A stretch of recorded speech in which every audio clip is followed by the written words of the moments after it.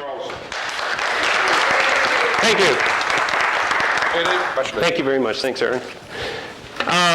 First, I'd like to thank John for inviting me here. I'd like to thank you all for showing up. I'd like to thank Jane Jordan, although she isn't here right now, for giving me a kick in the butt last year that got me here. Is everybody seated down and comfortable?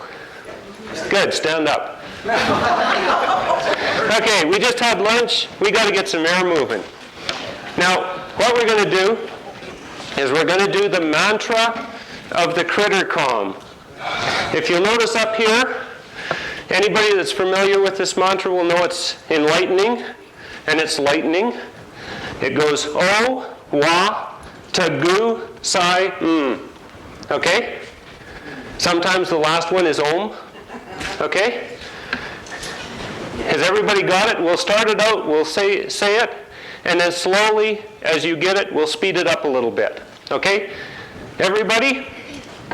O, Wa, Tagu, Sai, Okay, O, let's speed it up a little bit. O, Wa, Tagu, Sai, O, Wa, Tagu, Sai, O, Wa, Tagu, Sai, O, Wa, Tagu, Sai, O, Wa, Tagu, Sai.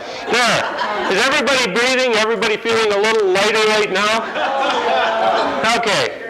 This is the mantra of the critter calm. It's nice and easy. It's just, it proves to us that we're all one. Now, yep, one goose, no ganders. My name's Dave Carlson. I shear sheep for a living. I shear sheep, alpacas, and llamas. I shear approximately 13,000 sheep a year. I shear another 1,500 alpacas and 1,500 llamas. I shear about 50 Angora goats, but I just don't tell anybody about that. I've sheared one horse. Yeah, I sheared one horse. It was an old horse. It was an old story. Anyway, why in the world would we as humans want to communicate with critters? Now, I guess before I get that far, I should establish why I don't call this animal communication, why I call it critter communication. I feel that everything around us has a soul and speaks to us. The buildings, the whole works. And not just entities within the buildings, but actually the buildings, the trees, the whole works. And so this is why I went with critter calm, not animal communication, because it expands it beyond just talking to animals. Now, if you look at it as just talking to animals, it's relatively easy. Most of them move around, their body language, they communicate with us. What's this little dog telling you right now? The one that's getting her belly scratched. I like it. That's about as close to heaven in a dog that you can get. Now, most of the dogs in that situation, me to tell you anything, if you can't pick up the message that they're giving you, you're probably not going to do very well at communications. Now, some of the great communicators in the world aren't the great orators. They aren't the great speakers. The great communicators in the world are the great listeners. They're the ones that can listen. They're the ones that can hear.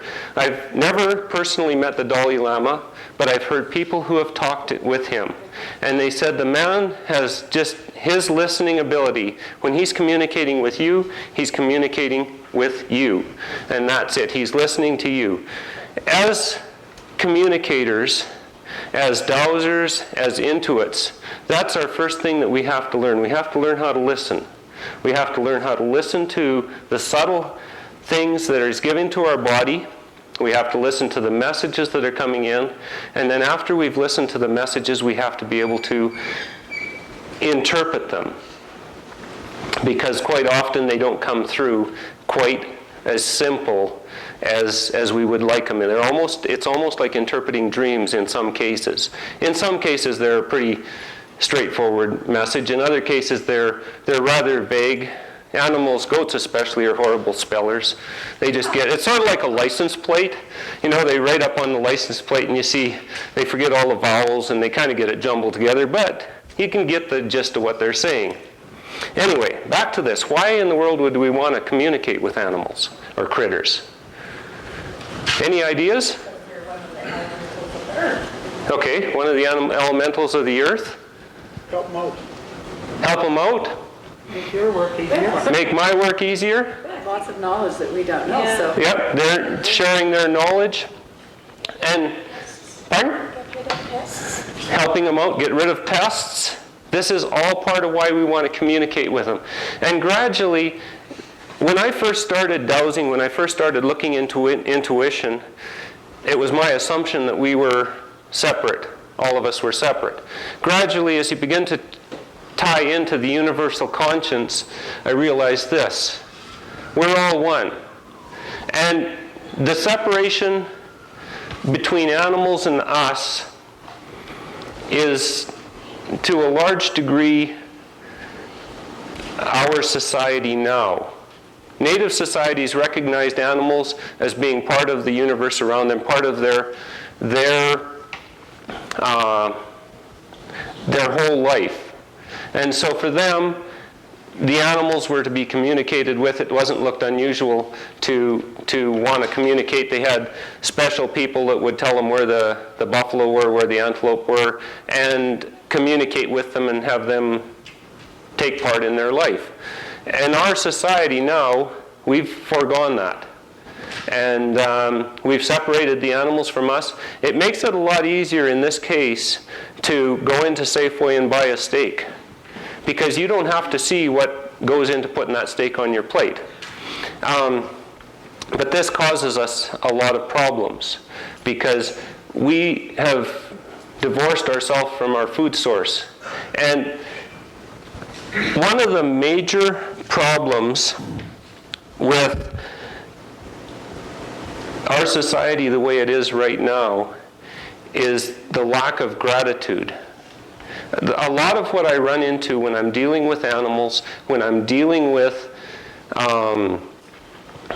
sheep, goats and that, and to a large degree milk cows, is the fact that there's a lack of gratitude. They're never thanked for the job they do. And quite often the people who are working with them don't understand that every thought that we send out, they pick up.